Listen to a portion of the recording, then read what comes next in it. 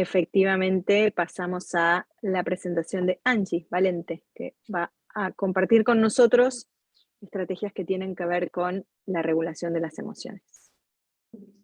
Muy bien, gracias Sil. Ahí les comparto pantalla. Bien. Bueno, yo voy a estar hablando de emociones y aprendizaje, como dijo Sil, de la regulación emocional, que como decía el título de esta charla, es una combinación necesaria. Entonces, la idea de este momento es pensar diferentes formas de lograr esa combinación necesaria dentro del aula. Para eso me basé en la lectura de estos libros que hablan mucho de regulación emocional y regulación del comportamiento dentro del aula. Están muy buenos, así que también les podemos pasar links de algunos que creo que tenemos. Bien, para empezar me parece importante entender que las emociones ayudan a identificar aquello que nos importa, a orientar la toma de decisiones, a orientar nuestras respuestas comportamentales, a afianzar memorias y a colaborar con el establecimiento y el sostén de las relaciones interpersonales.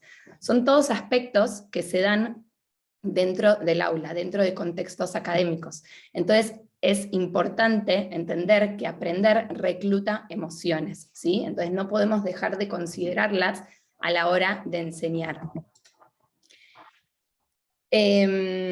Todas las emociones, sean positivas o negativas, como ustedes habrán visto dentro de su práctica, atraviesan el aula, atraviesan los espacios en donde ponemos en juego el aprendizaje, ¿sí? Entonces, los docentes no podemos dejar de considerar la presencia de las mismas, ni considerarlas al momento de pensar las prácticas y plasmar la enseñanza. Porque de los tres aspectos más importantes, dice Brackett, que son, de los tres aspectos más importantes del aprendizaje, perdón, que son la atención, la concentración y la memoria, están controladas por las emociones.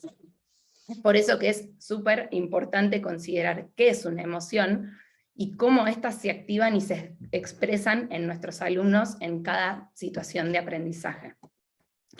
Entonces, si vamos directamente al aula, hay dos variables que son importantes considerar. Por un lado, la necesidad que tenemos de que nuestros alumnos aprendan a regular las emociones, y también la necesidad de, como docentes, entender qué son, cómo se dan las emociones, cuáles son las emociones que facilitan y cuáles son las que obstaculizan los aprendizajes, y cómo orientarlas de la mejor manera para que nuestros alumnos logren los objetivos que se proponen o que les proponemos.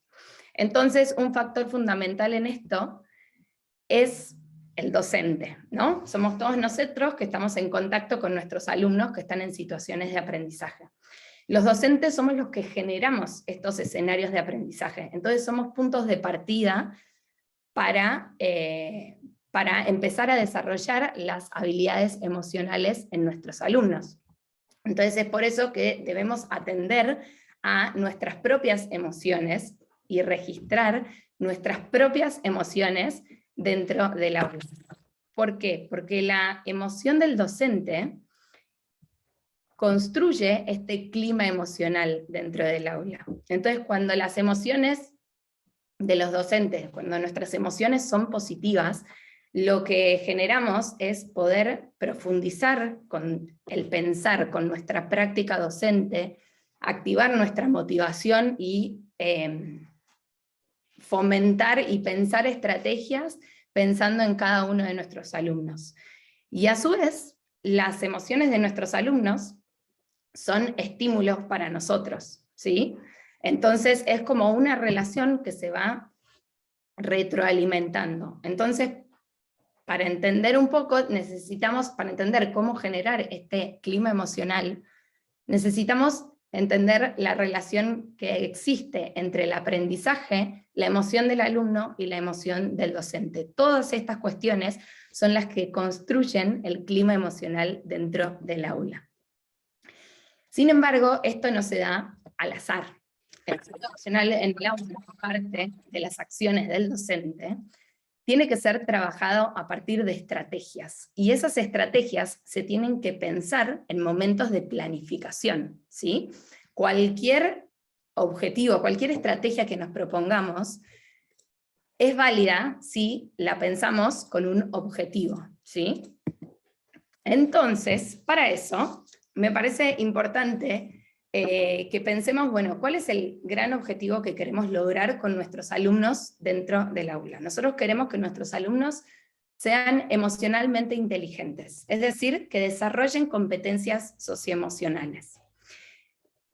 Para eso, yo acá les presento un modelo que es el de Marc Brackett, el modelo Ruler, que me resulta muy útil porque me permite pensar en los objetivos que tengo que lograr para que nuestros alumnos logren desarrollar todo esto, desarrollar las competencias socioemocionales.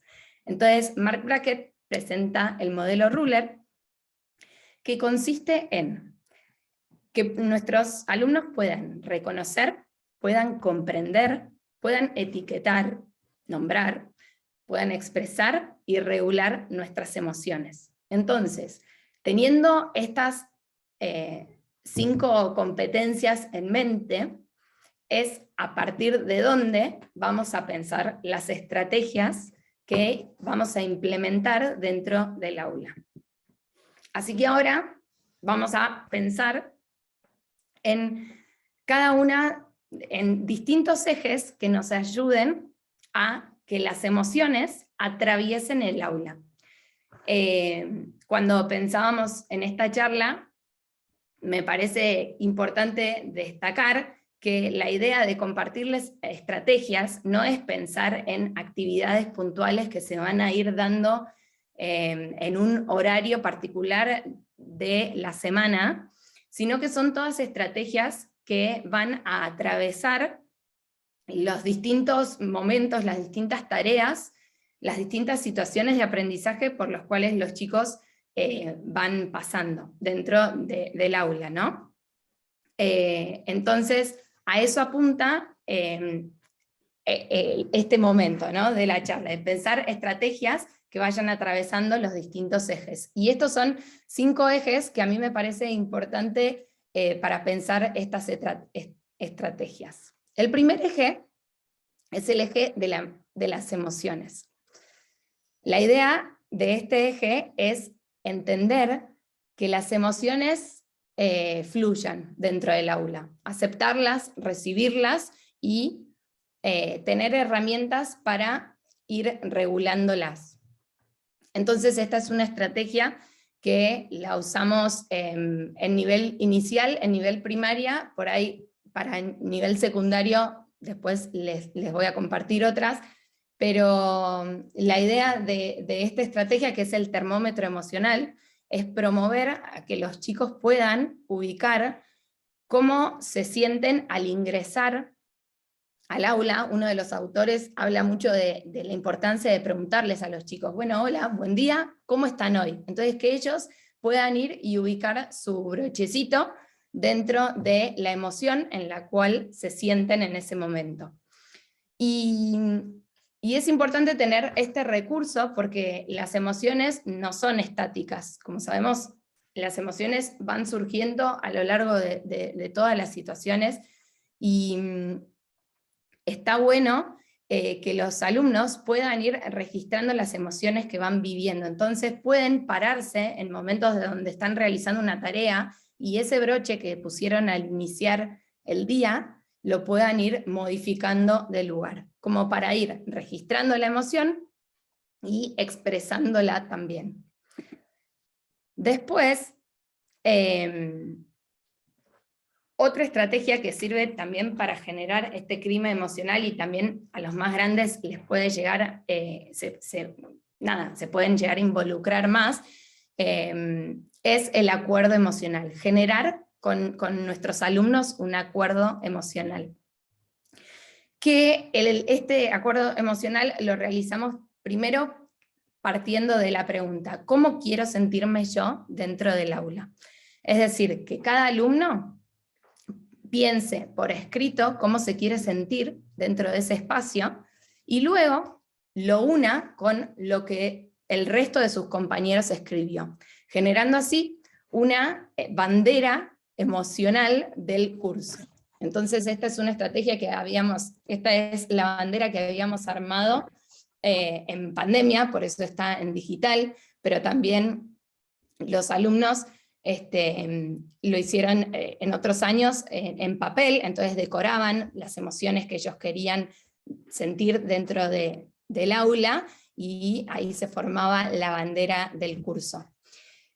Para esto creo que es importante tener en cuenta, y sirve mucho todo lo que nos estuvo comentando Pablo, que el nivel de conceptualización, el nivel de vocabulario que tienen nuestros alumnos cuando son más chiquitos, es menor a cuando son un poco más grandes. Entonces, cuando son más chicos es importante que podamos ayudarlos a desarrollar este vocabulario. Entonces, cuando trabajamos con el termómetro, en los más pequeños, por ahí partimos de las 5 emociones básicas, y de a poco los vamos ayudando a expresar diferentes emociones, diferentes palabras que expresen la emoción puntualmente.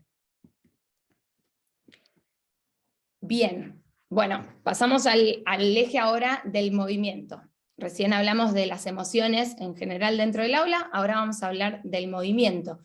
Y con este eje lo que nos permite pensar es que aprender exige moverse. Entonces, tenemos que considerar esto para intercalar en momentos de trabajo, momentos en donde ellos se puedan mover y liberar tensiones, como estrategia para regular las emociones que puedan ir surgiendo a lo largo del desarrollo de alguna tarea académica en especial. Para eso usamos, con los más chicos, es un video en YouTube que se llama Level Up, en donde los chicos tienen que ir imitando a lo que hace el chiquito que está en pantalla, entonces ellos se ven que están como jugando a ese videojuego y van haciendo descargas motoras.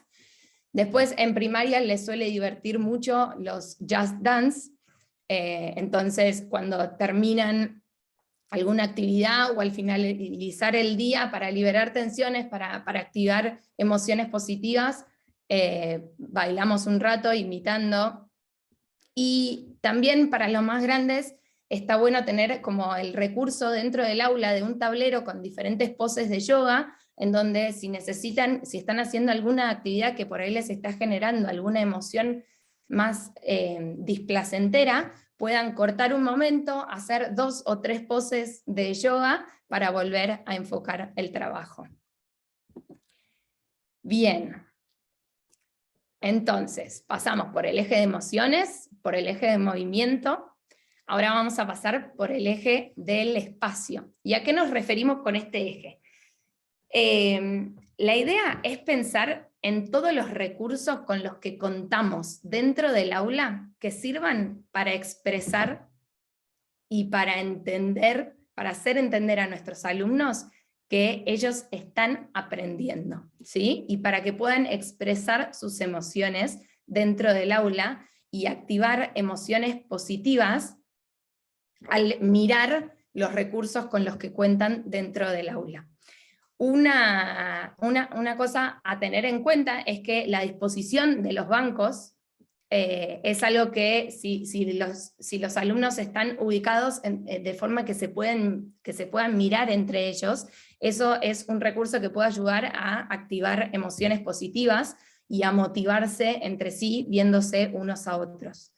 Y yendo más al uso de las carteleras, creo que es una muy buena estrategia contar con un rincón de logros, en donde los chicos puedan ir poniendo los distintos logros que han ido haciendo y cómo se van sintiendo con respecto a eso, y lo van volcando en las paredes, y entonces se genera como esa contención entre todo el grupo, y ese como sentido de pertenencia, de dale, yo pude poner mi logro en esta pared, vos vas a poder, y entonces se van motivando.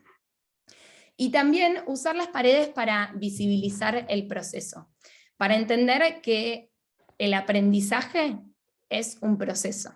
Y entonces, cuando, por ejemplo, los chicos realizan la escritura de un cuento, que en general pasan por diferentes etapas, una primera etapa en donde hacen el borrador, y después logran, con las correcciones que les hace el docente, llegar a lo final, a la escritura final, que esto se vaya plasmando en las paredes, y que las correcciones de los docentes también estén en las paredes cuando el feedback es positivo, para que ellos puedan entender que aprender implica equivocarse, implica corregir, y entonces podamos generar emociones positivas a partir de los errores. Muy bien. Ahora pasamos al eje del trabajo, ¿sí? De qué forma, a partir de cuando los chicos están trabajando dentro del aula, podemos fomentar las emociones positivas y activar y estar dentro de ese clima emocional. Entonces, por un lado tenemos que tener en cuenta que el trabajo grupal es un momento en donde se sincronizan los estados emocionales de cada uno. Y entonces esto ayuda a activar la motivación, ¿sí? Entonces está bueno pensar en diferentes propuestas cada tanto en donde los chicos puedan trabajar de forma grupal. Después, yendo un poco al trabajo individual, podemos ir implementando estrategias mientras van realizando la tarea y al finalizar la tarea. Una estrategia que está buena tener en cuenta mientras los chicos van realizando la tarea es que ellos puedan entender que aprender y que el poner a disposición todos mis recursos para mostrar mis aprendizajes implica emociones, implica curiosidad, implica motivación. Entonces, si estamos en una zona de comodidad, es obvio que se pueda presentar emociones como el aburrimiento. Entonces les explicamos a los alumnos que vamos a vivenciar emociones, y que esas emociones, la idea es que sean placenteras, pero cuando ellos están notando que la tarea por ahí es muy difícil, se pueden activar emociones como el miedo y la ansiedad, que no colaboran con el aprendizaje. Entonces, ayudarlos a identificar en qué zona estamos, si en el verde, el amarillo o el rojo, para que si estamos en el rojo, poder implementar estrategias como las del movimiento para volver a la zona amarilla y mostrar mi aprendizaje y aprender de la mejor manera posible. Otra estrategia es la de la autoevaluación, que se usa también en el trabajo individual, pero también se puede usar en el trabajo grupal al finalizar el trabajo. Entonces, que los alumnos puedan responder a la pregunta, ¿cómo me sentí al finalizar esta evaluación, al finalizar esta tarea? En los más chicos les mostramos caritas, en los más grandes les podemos poner renglones en donde ellos se puedan expresar libremente y puedan expresar cómo fue que se sintieron. Y después, yendo un poco a las habilidades académicas que están aprendiendo los chicos en el aula, aprovechar estos momentos en donde se trabaje la comprensión lectora y la expresión escrita para seguir trabajando sobre el registro, sobre la comprensión de las emociones. Entonces, por ejemplo, en la comprensión lectora, hacer inferencias sobre cómo se podría haber sentido ese personaje. En la expresión escrita, cuando describimos y les pedimos a los chicos que describan los personajes, o por ejemplo les damos los organizadores visuales que ayudan a organizar la escritura, ponerles preguntas de guía para que ellos puedan pensar en cómo se estaría sintiendo esa persona en esa situación en particular. Creo que ayuda mucho a que las emociones atraviesen todos los aprendizajes. Bien, y por último, me queda el eje del descanso, que como dije en el eje del movimiento, es importante que se intercale el descanso con momentos, perdón, que se intercale el trabajo con momentos de descanso, ¿sí? Entonces, algunas estrategias que vamos dando a los chicos son estrategias para que ellos puedan respirar después de alguna actividad o cuando vuelven del recreo, donde se viven muchas emociones y situaciones sociales, que ellos puedan volver, respirar, o meditaciones guiadas, alguna canción que los ayude a calmarse para después poder conectarse con esas emociones positivas, con esas emociones que ayuden a promover todos los aprendizajes. Bien, entonces, para terminar, me parece importante retomar como esos objetivos de los que habla Brackett, que la idea no es decirles a los alumnos cómo nos queremos sentir, cómo se tienen que sentir, perdón, sino darles todas las herramientas para que en todo tipo de situación ellos puedan implementar, puedan entender sus emociones, puedan nombrarlas, y las puedan regular. Muchas gracias. Gracias a vos, Angie. Muchas gracias a vos. Muy linda charla. Mientras, si alguien quiere escribir alguna pregunta para Angie, yo quiero retomar algo que pregunta Rita, muy breve, porque bueno, la idea de estas presentaciones tiene más que ver con presentar estrategias, pero Rita preguntaba desde dónde definimos y clasificamos las emociones y cómo los diferenciamos de los sentimientos en una sola línea. Por un lado, decirte, Rita, en nuestro canal de YouTube hay acceso abierto a un curso sobre emociones y aprendizaje que dimos el año pasado, que fue un curso abierto donde ahí detallamos mucho teoría en relación a las emociones. Ese puede ser un antecedente a esta charla.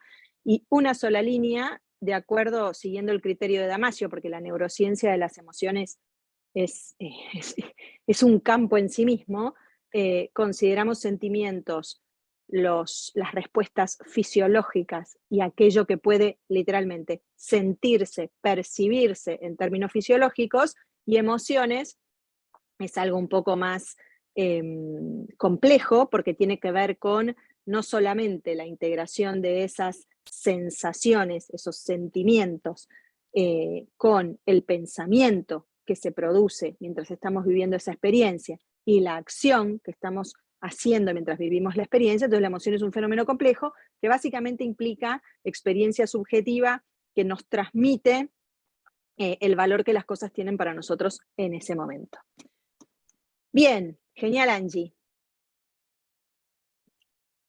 Sí, de todas maneras, depende del marco teórico, pero es importante que cuando las definamos con un consenso científico detrás, ¿sí? Porque si no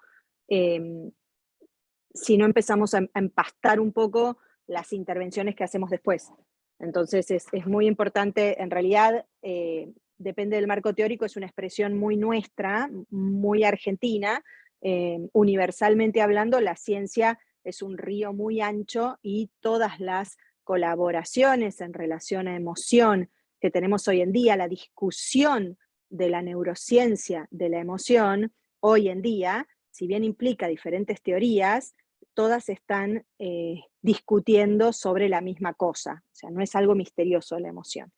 Bien, si no me equivoco, bienvenida Candelaria Paz. Estoy muy contenta con el transcurso de esta jornada, estoy muy contenta con que hayamos decidido hacerla.